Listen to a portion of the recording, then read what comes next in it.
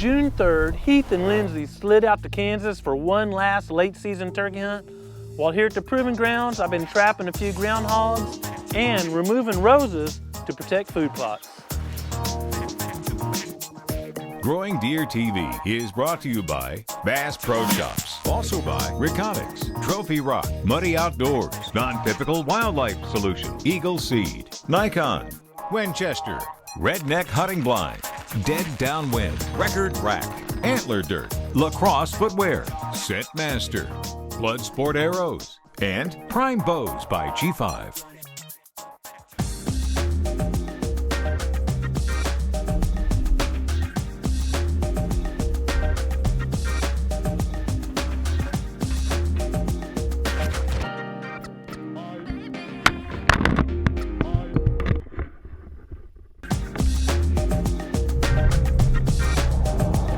Hey guys, it's Lindsey.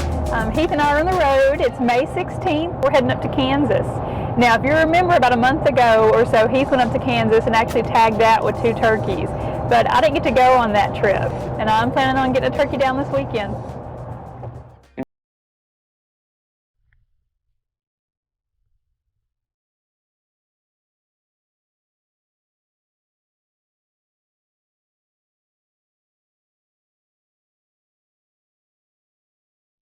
During the first day of Heath and Lindsey's hunt in Kansas, they certainly had some toms responding, but it seemed like they were all hung up with hens.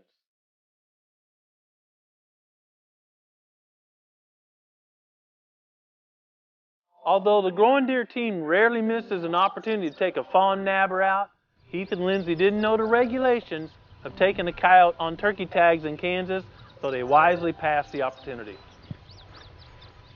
They could hear some birds from that location, but it was obvious the birds were not coming in, so they decided to up and move and be very aggressive on their last day.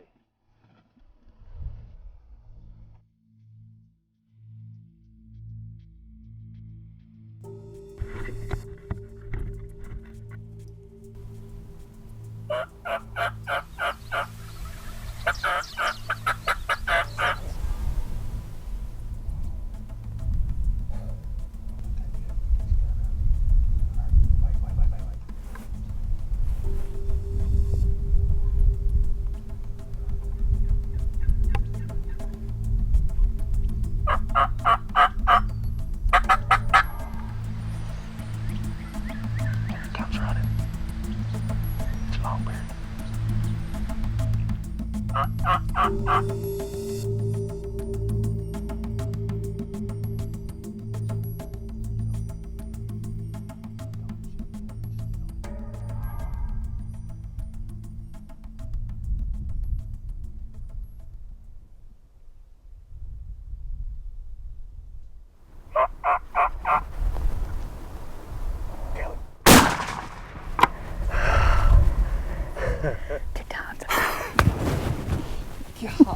Man, he was intent. He was intent on that decoy. Of course, he came running in at it. I seen him too down the hill right there. And all of a sudden I'm zoomed in and all of a sudden my screen is just full of this bird because he comes running around the corner and he's right in the screen. He's like, oh, holy cow. Oh, Winchester, baby, number 2 3/4. Winchester, Did the job. 12 gauge. Knocked him down. He didn't even flop. I mean, good grief.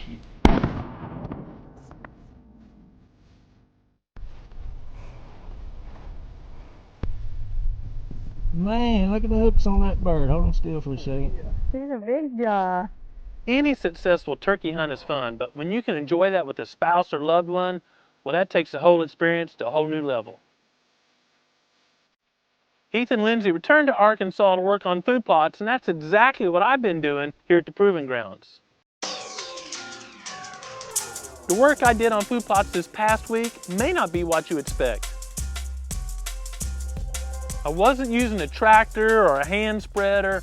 I was using my Duke cage traps. This groundhog has done a lot of damage, financial damage. We put a lot of time in preparing this food plot, fertilizing, getting it right for all the species to benefit.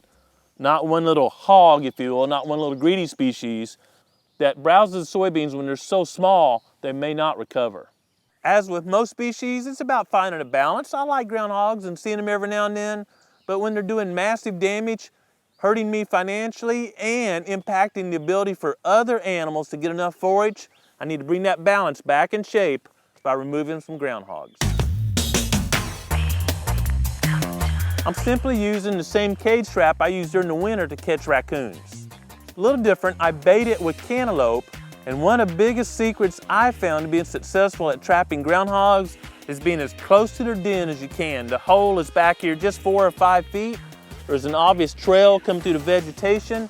I set this trap right where the trail enters the field, and in one night, I produced a groundhog. Groundhogs don't move at night. Their predator defense is being very vigilant, watching all the time, foraging during the day, and staying in their den at night. So running your traps early morning or late afternoon is best when trapping for groundhogs, because the middle of days when they're active and you don't want to disturb the area at that time. I enjoy hunting groundhogs. They're very sensitive to wind like deer, and it can really be a good tune-up for deer season. But just like predators, the most effective way to remove a bunch of groundhogs is by trapping. Save those hunting times for recreation with your family. Groundhogs are herbivores, of course, and they're very tasty. The ones that we don't consume for our family, I've got a neighboring family over here that will eat every groundhog we can catch, so there's nothing going to waste, and we hope to remove several groundhogs throughout the summer here at the Proving Grounds. One of the things I really like about these little Duke traps is this metal shield right here.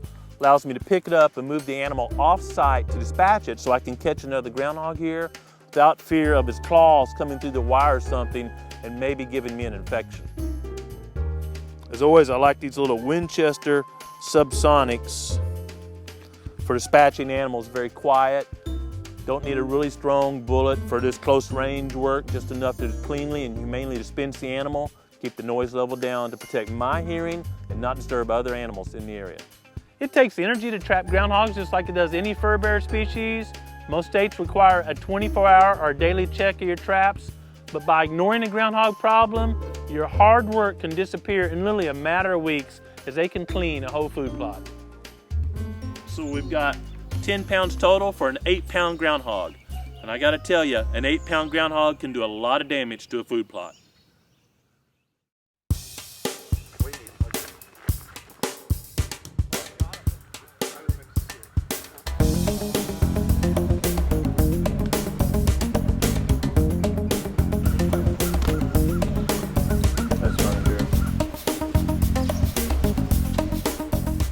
Multiflora rose is a common plant throughout wildlife areas. It was introduced years ago as a growing fence or a hedge that was less expensive and easier to maintain than stretching barbed wire across the prairie. In just a period of a couple of years, entire hillsides or pastures can be overtaken by multiflora rose, which is extremely difficult and expensive to control. We've noticed it getting larger and spreading, and you can tell how it's impacting this food plot by obviously removing moisture even in a wet year and limiting the soybean growth right here.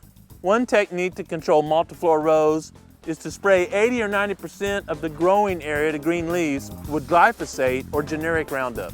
This technique is very effective when it's flowering, but not as effective at other times of the year. Spraying excess herbicide where it's dripping off the leaves on the ground is wasteful of herbicide and might kill non-target species you want to preserve.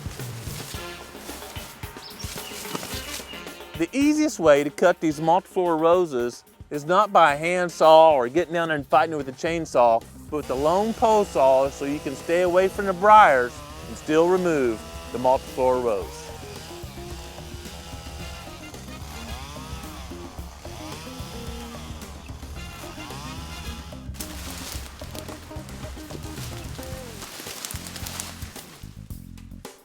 If I was to simply spray, I might get some on here, but I would kill other vegetation I might want to save.